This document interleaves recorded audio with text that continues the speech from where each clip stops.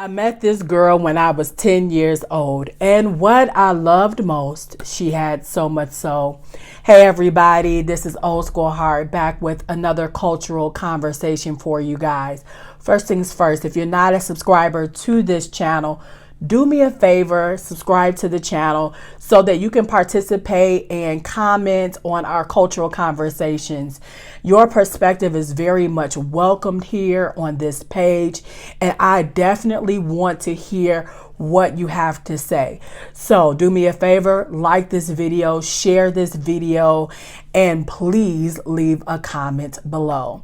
So today I will not be before you very long because I don't have that much space on this phone, but I will not be before you long. But I did want to talk about something for just a little bit. On yesterday, April 20th, 2001, the verdict was handed in the Derek Chauvin case, the murderer who killed George Floyd. He was guilty on all three charges and was sent away to jail.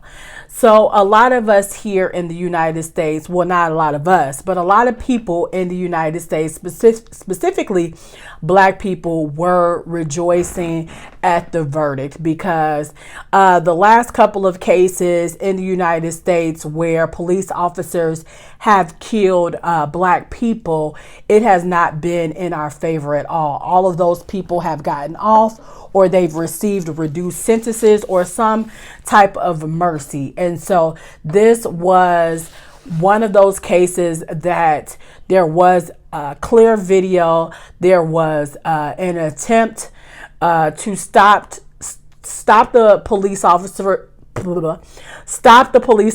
from doing or committing the act, and he refused. And so because of all of that information, specifically because the video was filmed, he received a third degree murder sentence and was found guilty. And so a lot of people were rejoicing and saying that it was a step in the right direction. If they did not receive any sentencing, that it was going to cause an uproar across the United States. I know here in Chicago in particular, we were sent a message from our beloved Mayor Lightfoot, that she would not be playing any games with anybody who decided that they were going to go downtown to those beloved small businesses and loot, and that she was ready and willing to lock anybody up who participated in such activity. And you know, I'm joking when I say beloved mayor. I'm not gonna cuss today, but I could give a damn about her right now. She is showing her complete ass. And I probably will have to do a video on her Sunday. So look out for that cultural conversation, because who child, like, one term, baby. That's all you getting, one term. You have to go. So like I said, people were celebrating. People had a sigh of relief. People were just happy that the case did not end up the same way that the other cases had. We also had certain people that we don't like, we distrust, we cannot stand, who got a lot of public attention. Al Sharpton and somehow Jesse Jackson appeared on all of these media outlets crying and hugging each other after the verdict, which I could have sworn that Jesse Jackson was dealing with Parkinson's and was not doing so well. But I guess somehow he got flued out. In my city girl voice, he got flued out there so that he could participate in this monumental moment with Al Sharpton. And I don't know if y'all saw that video of Al Sharpton getting on a private jet to go to the closing arguments of the Derek Chauvin trial. But I'm going to post this so that you guys can see that.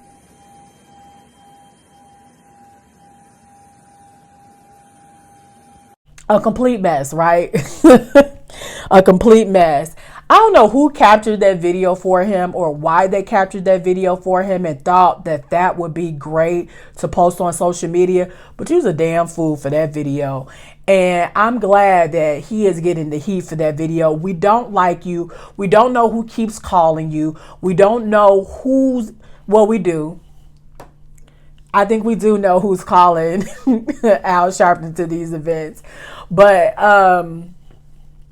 it's a damn shame that these people that we call social activists that are supposed to be standing up for us are complete money whores, are complete capitalists that really are out for themselves and taking care of themselves. And for his ass to strut himself on a private jet to the closing arguments of a black man whose whole life is a complete example of what's wrong with justice in the United States, what's wrong with how we treat black men in the United States, from employment to health concerns to mental health to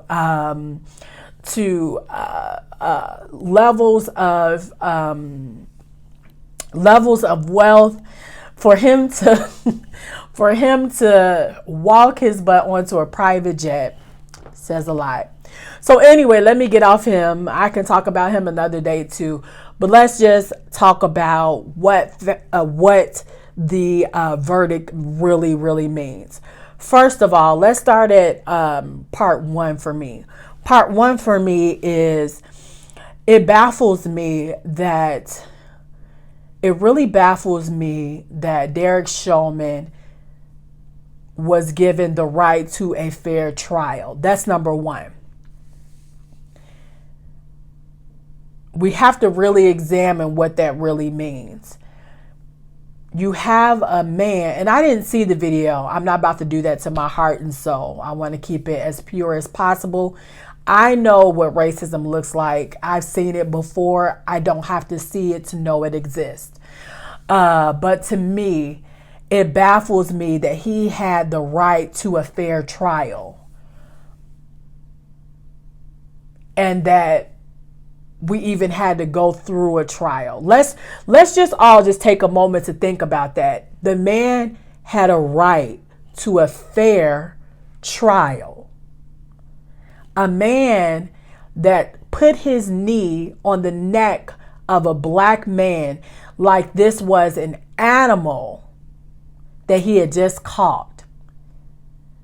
Like he was hunting. Just to think about this for a second, like he was hunting. And there were people there that were pleading for him to loosen up, to try a different angle, and he refused. While on film, and he has the right to a fair trial. So to me, the whole trial was a joke. The whole idea of a trial was a joke. The whole idea that he got to defend himself. And not only did he get to defend himself, he defended himself by saying that George Floyd made poor health decisions and poor coping decisions by using whatever drug that he was using. This was what they came up with. And he got to use that in court. To me, that alone shows that we are not particularly paying attention to what's in front of us. What's deep in front of us is that they really believe that they can get away with doing what they do by blaming you as the black person for other racial white supremacist things that they are at fault for. And so the killing to them is justified because you have all of these other things that you've done. You have all of these other things that you haven't gotten right. And so there was no need to save your life. There is no need to save your life at all, because you are already not a debt to society. As a black person, as a black man, he was already a debt to society. So what I did wasn't as bad as what he had done out here in the world. And so the idea of fair is what baffles me and stops me. And I don't know about you guys, you can add your own comments below, but man, the trial to me just was a smack in the face to George Floyd. And I think another problem that I had with the whole George Floyd incident is George Floyd had already received $27 million from GoFundMe. And so, of course, here comes Crump, as he always does. He's around whenever something like this happens. And so they go for the wrongful death suit. And I'm not saying that the family doesn't have a right to be compensated for the death. You know, I'm not saying that they don't have a right. But they received $27 million from a GoFundMe. Then you come back around for another $27 million from the police department and the wrongful death suit, right? You come with that, and you're granted that as well. Now, never mind the fact that this money actually comes from other poor black people that have to pay into this through their taxes and things like that. This doesn't come directly from Derek Chauvin's family, who actually killed him and things like this. This comes directly from citizens, from taxpayers, from you and I. That is a big problem. And I don't think that we are comprehending that we pay for all of this. We pay for all of this. And when you take money like this, it actually approves the deaths of black people. When you take this money, it says that George Floyd's death is okay because you can be compensated from it.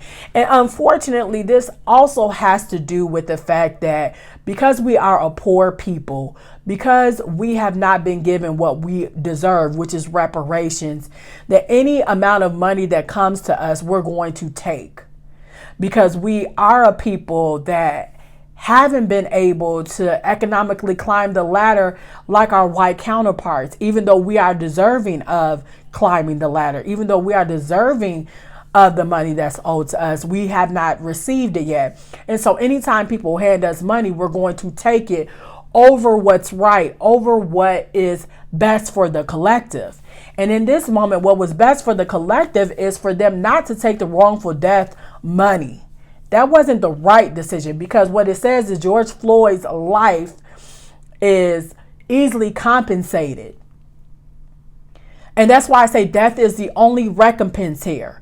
Death is the only recompense. If you have a better solution, you can give it to me. But the only thing that I see as a solution here to the blatant disrespect, the blatant murder that we saw on TV, the only recompense to that is death.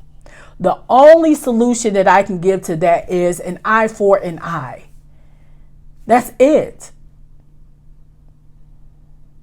Until we work on restorative justice, until we work on reparations, and I believe that we should work on all of that. But death is the only recompense, because it has to be. At some point, we have to make the decision. We have to make the conscious decision that the only way to stop this is to make it stop. And what I mean by make it stop is to what I just said. Because there's no other disrespect. You won't see, I guarantee you this, I've never seen a pet be tortured and killed and it go around the United States and that be okay. We've seen more than one black man be filmed dying?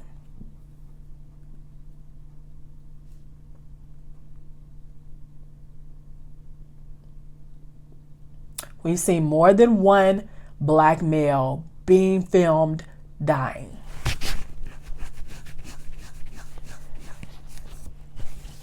And each person that has died has had the right to a fair trial. The right.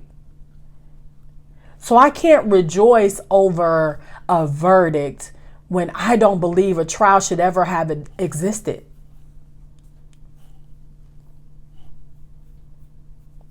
I can't rejoice over that. I can't rejoice over the fact that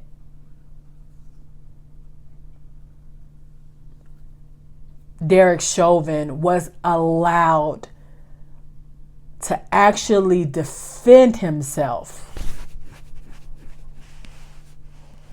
And his defense was poor coping and poor health, which are all concerns of a black person in poverty done by white supremacy.